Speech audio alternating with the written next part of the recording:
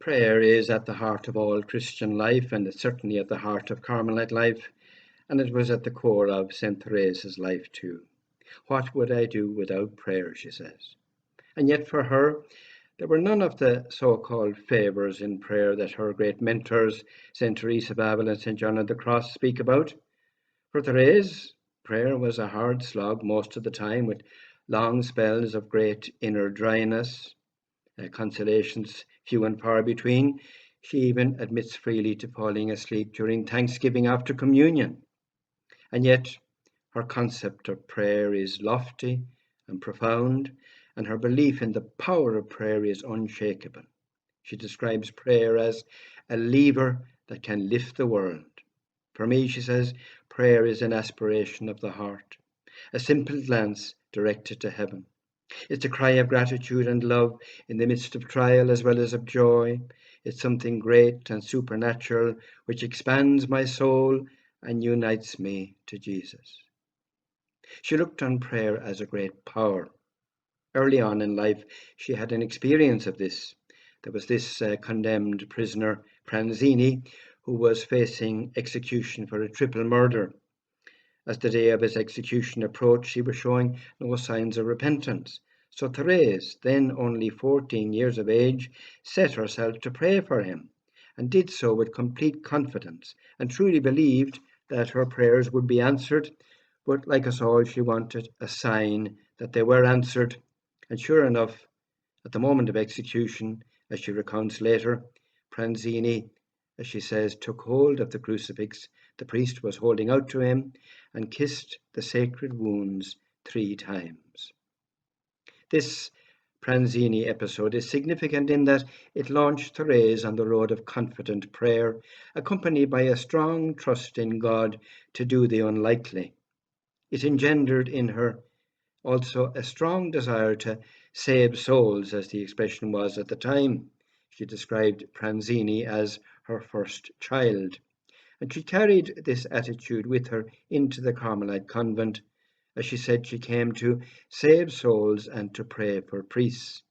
She said herself that part of the reason that she got a lot when she prayed was that she expected a lot from God, and God never disappoints. As the psalm says, those who trust in him will not be disappointed. Today, St. Therese is patroness of the missions, even though she never set foot outside her convent. A recognition by the Church that the powerhouse of prayer is a necessary backup to the work of missionaries. It's the grace of God that changes hearts, and those at the coalface realize the importance of the prayer that's behind them. More things are wrought by prayer than this world dreams of. Therese often speaks about her 2 missionary brothers. These were 2 missionary priests that had been entrusted to her prayers. One was a Father Rouland, who had said his first Mass in the convent chapel before leaving for the missions in Vietnam. And the other was a young man by the name of Maurice Bellier, who got to know Therese when he was a seminarian with the White Fathers. He wanted a spiritual companion to pray for him, and Mother Agnes assigned Therese to him, and Therese was thrilled about this because it gave practical expression to her great love for the missions.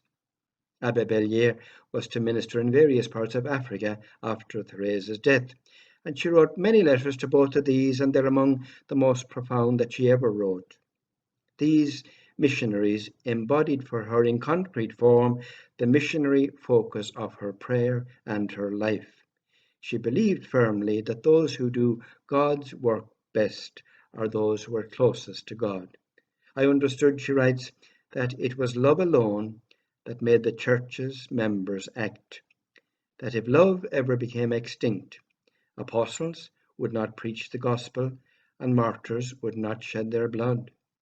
And so she discovered her vocation as being love in the heart of the church, praying day and night for those on the front line of the missions.